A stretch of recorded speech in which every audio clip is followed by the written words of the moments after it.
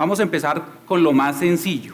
¿Cuál es la definición que se tiene en el común de lo que es el corazón? El corazón es un órgano muscular que cuando se contrae bombea la sangre al organismo.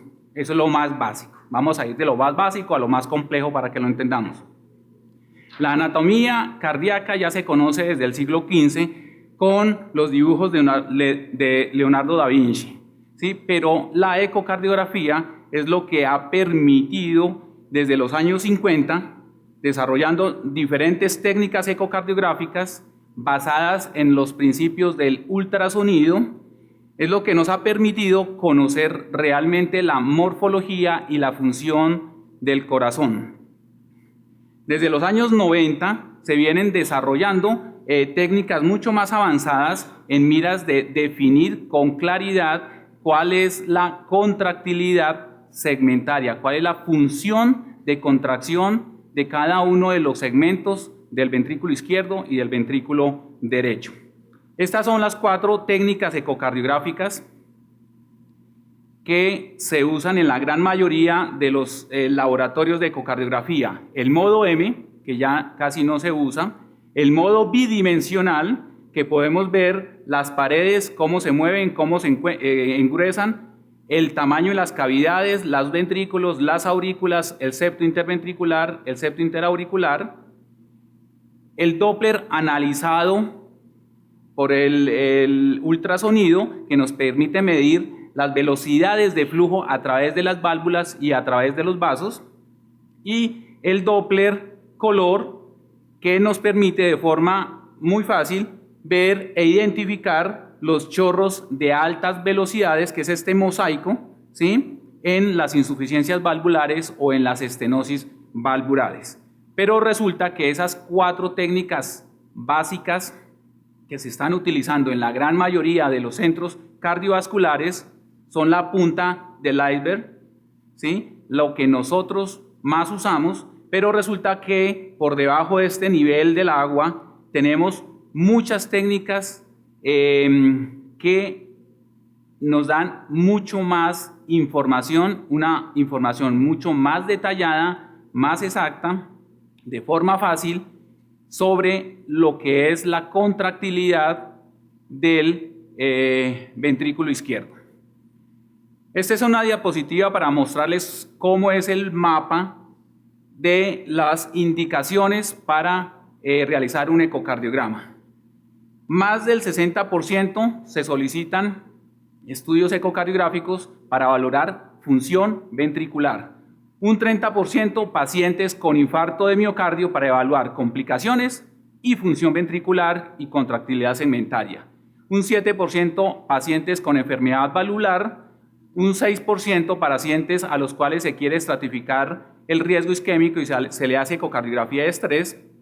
Y a este grupo de pacientes del 60% que solamente se les solicita para evaluar función ventricular, resulta que alrededor del 50% son pacientes con hipertensión arterial, un 30% pacientes oncológicos y el resto está para los pacientes que tienen síncope, eventos isquémicos transitorios o disnea. Muy bien, empecemos con lo más complejo.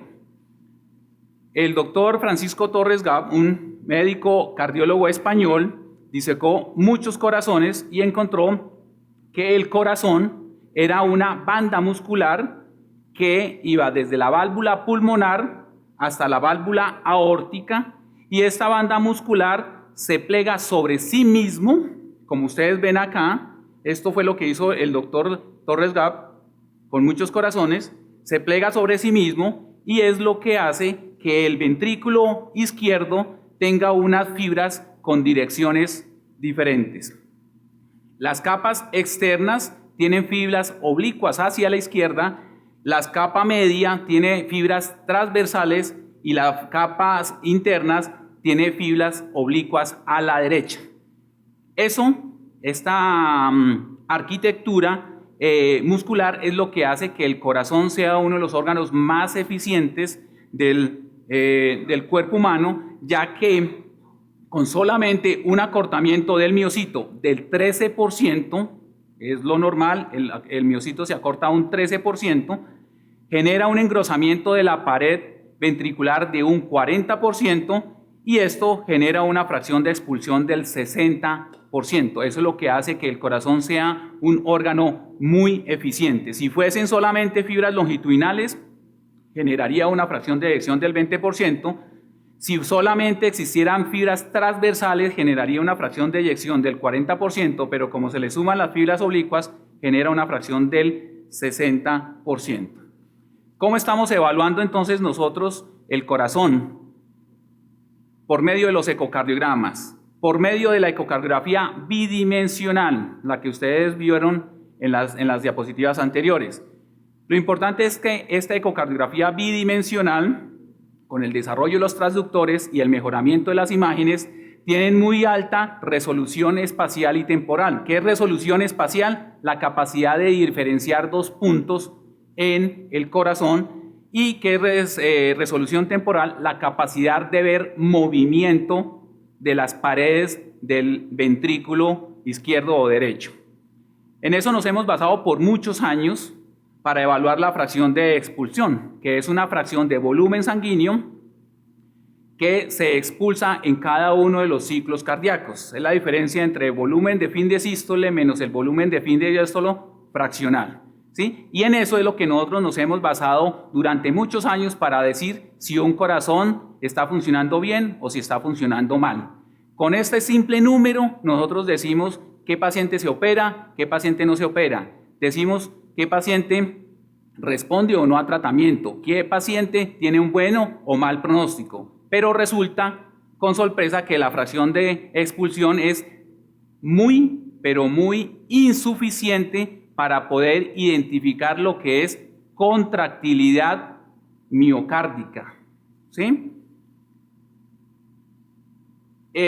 Cuando hablamos nosotros de contractilidad segmentaria, bajo esta técnica bidimensional, nos estamos basando en unos conceptos cualitativos. Hablamos de acinesia si el engrosamiento es menos del 10%, una hipocinesia si el engrosamiento está entre el 10 y el 40%, y una normocinesia si el engrosamiento de la pared es más del 40%. Resulta que los ecocardiografistas, por más expertos que sean, no tenemos la posibilidad de hacer esa diferenciación porcentual. ¿Y por qué?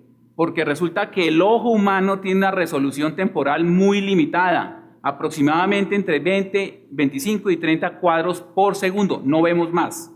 O sea que si hay variaciones en el movimiento, sutiles, no las vamos a ver nosotros, porque no tenemos mayor resolución. Mientras que los equipos ecocardiográficos y las técnicas ecocardiográficas como el Doppler tisular, que es básicamente usar el ultrasonido para ver cómo se está moviendo el tejido, tienen muchísimo más resolución temporal.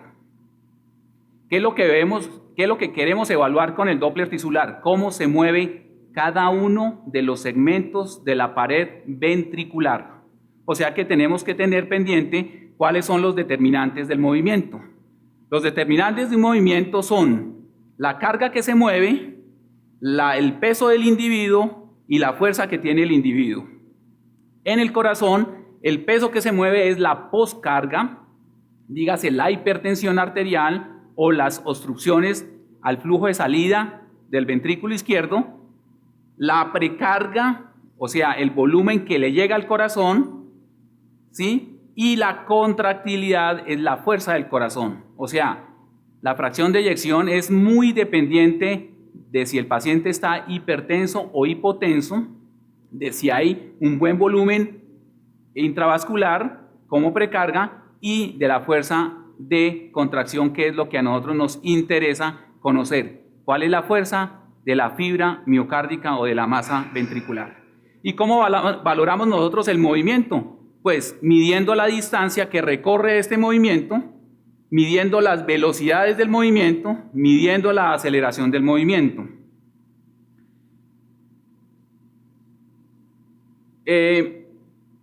Si tenemos estas gráficas, el movimiento se puede graficar, ¿sí? Entonces nosotros hacemos una gráfica que correlaciona la velocidad del movimiento con el tiempo, ¿sí? Fíjense que esas tres gráficas son diferentes. Estas tres gráficas nos pueden indicar cómo se está moviendo, en este caso, un individuo. Esta gráfica, que tiene una velocidad baja y una pendiente de aceleración muy disminuida, es de un individuo pequeño, flaco, con paso corto, que no alcanza a generar mucha velocidad en su movimiento. Este alcanza más velocidad, la pendiente de aceleración es mucho mayor, luego sugiere que este sea un individuo con mayor masa muscular, pero con un trote de paso muy corto. Y el tercero, ¿sí?, es mucha masa muscular, con mucha capacidad de movimiento, un paso mucho más largo y seguramente va a alcanzar velocidades mucho mayores. Bien, ¿qué es lo que busca el Doppler tisular? Graficar el movimiento, ¿sí?, de cada uno de los segmentos del ventrículo izquierdo. ¿Qué quiere decir eso? Que podemos nosotros identificar si los segmentos ventriculares, que son 16, se están moviendo adecuadamente o no, y cuál es la diferencia de movimiento entre los segmentos. Ahí es donde surge el Doppler tisular color, que simplemente es cambiar los parámetros del equipo de ecocardiografía para identificar lo que es movimiento. ¿Listo? De esta gráfica de movimiento, ¿sí?, de Doppler tisular color, podemos nosotros tener unas gráficas lineales que nos permiten identificar lo que es el periodo de sístole, las velocidades que genera el movimiento en sístole y las velocidades en diástole. ¿Sí está bien? Bueno, solamente con un botón en el equipo podemos cambiar esta gráfica de velocidades a una gráfica de desplazamiento que se llama tissue tracking, desplazamiento del tejido, ¿sí? Y vemos claramente en esta gráfica cómo se desplaza cada uno de los segmentos con relación a la punta del corazón, ¿sí? Los segmentos basales se desplazan mucho más que los segmentos apicales. Cambiando con un solo botón podemos ver cómo se deforma cada uno de los segmentos. Luego, una deformación quiere decir un acortamiento en la longitud de cada uno de los segmentos. Luego es una curva negativa. Esa misma deformidad la podemos cuantificar en el transcurso del tiempo y podemos cuantificar cuánto se demora entre el comienzo del QRS a alcanzar la máxima velocidad de movimiento. Muy bien, el tissue tracking entonces es el desplazamiento de cada uno de los segmentos. Los segmentos basales se desplazan 12 milímetros, los medios 8 milímetros, los apicales 2 milímetros. Si eso es así, es una función normal de movimiento. Lo podemos ver en gráficas o lo podemos ver en colores. La deformidad, que es el cambio de longitud de cada uno de los segmentos, con el Doppler tisular se ve la deformidad longitudinal entre el acortamiento que existe entre la base y el ápex. Lo podemos graficar y podemos diferenciar qué segmentos se deforman adecuadamente como esta curva y qué segmentos se deforman inadecuadamente como esta curva. Fácilmente podemos ver cuál es la sincronía intraventricular, porque el equipo nos reporta en un Bulay, aquí son los segmentos de la base, estos son los segmentos medios, nos reporta cuánto se demora entre el inicio del QRS y alcanzar la máxima velocidad de movimiento. Y aquí vemos que esto, si está todo verde, quiere decir que está sincrónico.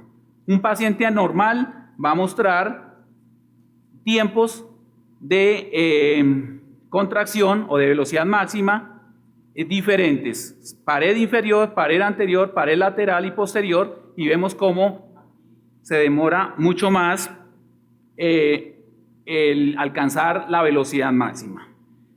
Recordemos entonces que la sístole y la diástole son dos fenómenos mecánicos, que la enfermedad genera alteraciones moleculares en la fibra miocárdica. Estas alteraciones moleculares generan alteraciones mecánicas del músculo cardíaco. Las alteraciones mecánicas del músculo cardíaco generan alteraciones hemodinámicas, aumento de las presiones intracavitarias, y este aumento de las presiones intracavitarias es lo que genera las manifestaciones clínicas en el paciente. El Doppler tisular, que evalúa movimiento segmentario, nos está permitiendo hacer un diagnóstico muy temprano cuando se empiezan a generar las alteraciones mecánicas, mucho antes que se aumenten las presiones dentro de las cavidades cardíacas y mucho antes de que el paciente empiece a presentar síntomas, ¿ya? Y a presentar disminución en la fracción de eyección. Por eso la importancia de los estudios con ecocardiografía Doppler tisular. Muy bien.